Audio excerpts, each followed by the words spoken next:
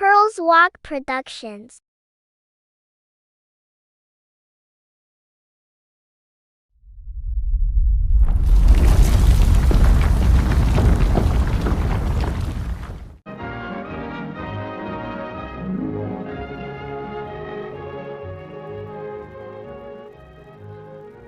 Imagine, if you will, a territory almost as large as all of the rest of New England put together. Or if you will have some idea of the size of the extreme northeastern state in this land of ours, the Pine Tree State, the state of Maine. Maine has a diversity of scenery to be found few places in the world. It is a region of rugged timberland, of cool...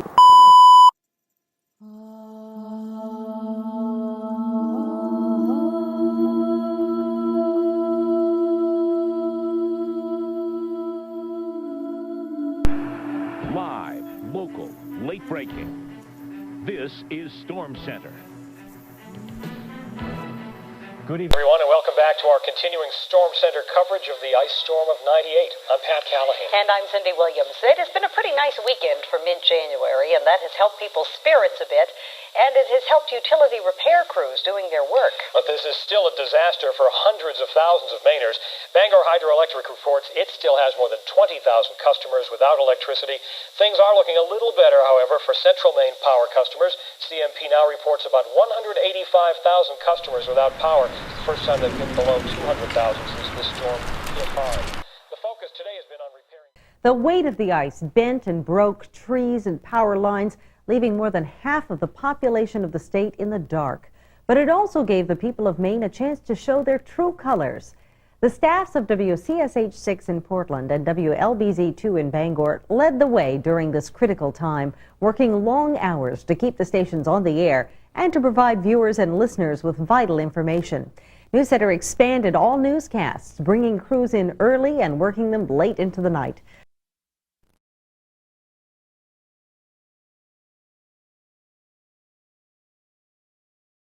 Outside CMP's Portland operation. Ann, are the crews out already?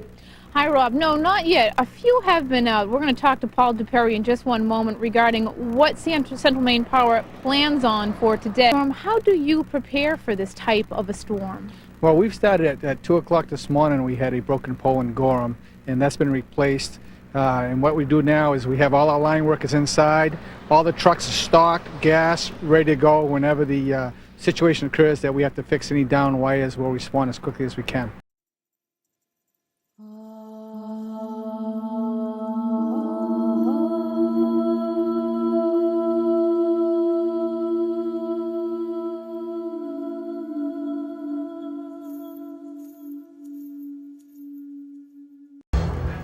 A significant winter storm may dump as much as an inch of ice in some parts of Maine, and Central Maine Power is preparing for major power outages. This ice storm has knocked down countless trees and power lines in Maine. Tens of thousands of people are waiting for their electricity to come back, and the icing isn't over yet. Absolutely not, Rob. Unfortunately, a bad situation is going to continue to get worse throughout the afternoon.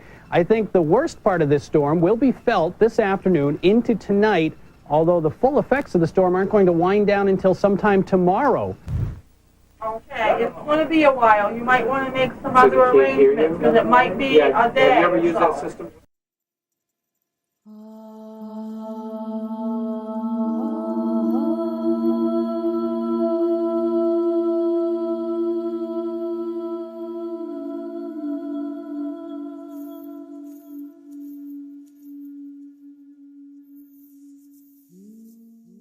In fact, the last time we had an outage of this size in Maine was back in August of 1991 and Hurricane Bob. 180,000 customers lost power then. Central Maine Power says this storm may surpass that. The forecast is calling for more ice in the next 24 hours, so if you lost and regained your power, you may just lose it again. CMP has 82 crews out and almost 50 trucks coming in from out of state to help. But restoring all power may take days. Based on the forecast, at least in interior Maine, the icing is continuing And I don't think it's going to improve a whole lot tomorrow. So. People spent the night there, Colleen? Actually, we're told about 20 people, including some kids, spend the night. They're actually still sleeping. I peeked inside. I checked the first floor to see if anyone's stirring yet, but no one's quite up. I did talk to one woman. She spent the night. She said simply because of safety reasons. You know, it's human nature to try to weather storms from our homes, but sometimes Mother Nature is a lot tougher than human nature. And this ice storm is certainly challenging a lot of people, forcing them out of their homes, no power, no heat, no hot water. And that's why emergency crews opened the shelters across the state. There are about 30 of them right now. And here in Windham, as we mentioned, some people are still inside sleeping. But emergency workers say, for those of you with power, please take some time, check around your community, and see how your neighbors are working on. The entire west side of Bangor is out, Brewer and Hamden as well. Also the East Machias area in Hancock County, Surrey to Brooksville are without power this noon. Also Dedham, Lucerne, people there are in the dark, and also the entire Maine area in Orono, north of that to Castiga and beyond. So you can see it is a very widespread problem, and this is what they're encountering when they come to those areas. It's they're facing down tree limbs, wires in the middle of the road. And perhaps is the worst hit in your service area. How bad is it there, and how bad is it throughout all of CMP's customer area? This is the worst disaster we have ever faced in our company's history. There's been more destruction of our lines throughout the state than we've ever experienced before. What's the biggest obstacle that your crews face as they're out there? Is it the weather? Is it simply the amount of work to be done? What is it? Well, both. In fact, one of the things that's worst about this storm is that it's a continuing 36, 48-hour period of time with continual bad weather, so we don't have a chance to get started on catching up. So that as soon as people are putting the lines back together, they're breaking in another place because the trees are still falling. So it's we keep sliding behind, and we're not going to start making a lot of progress until I think Saturday, when the weather is supposed to turn a little bit better. I know that you're doing the best you can, but my question is, after the obvious priorities, which you've already listed, hospitals, public safety, nursing homes, then what are the next set of priorities? Do you begin in the center of a community? I have family in Waterville, and they're hard hit. Do you begin in the center of the town and then work your way out?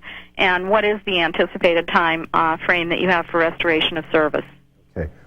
It depends on what we restore. It depends on the configuration of the circuits.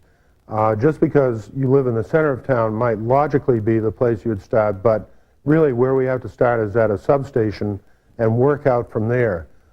We do work on the principle of trying to restore to the greatest number as quickly as possible, and that tends to be urban areas, but it also depends on the configuration of the system. Because of the magnitude of this storm, it's our feeling that, and the length of the storm, it's our feeling that it's going to be several days before we have everybody back online. And when you're doing your individual planning, for example, with your family in Waterville, you should count on the fact that it could be several days before we get everybody back on. Tens of thousands of people across Maine are in a situation they are all too familiar with, waiting for the power to come back on and having no idea when that'll happen. Chris, how are the line workers making out today? Well, Rob, it's coming along slowly. They are making progress, as you said. We'll start with the good news. Central Maine Power has restored electricity to 107,000 homes. The bad news, as you mentioned, 168,000 customers are still without power. Now, those are the figures we received this morning around 8 a.m. CMP was expected to put out another advisory any minute now to update those figures. Last night it was 177,000, and as we said right now, 168,000, so you can see they are coming along. However, we can tell you that there is still a great deal of work to be done, and for some people it could still be a week until they are back on. More than 1,000 people are spread throughout the state working to restore power, clearing away debris, tree limbs and branches to allow the CMP crews to get in there and get to the downed wires and poles. Now, we're told that some tree clearing companies have come in from as far away as Virginia and Ohio. The hardest hit areas continue to be Augusta and Lewiston, with about 30,000 people without power in each of those two communities. Now, I'm up here at Blackstrap Mountain in Falmouth, and as you can see behind me...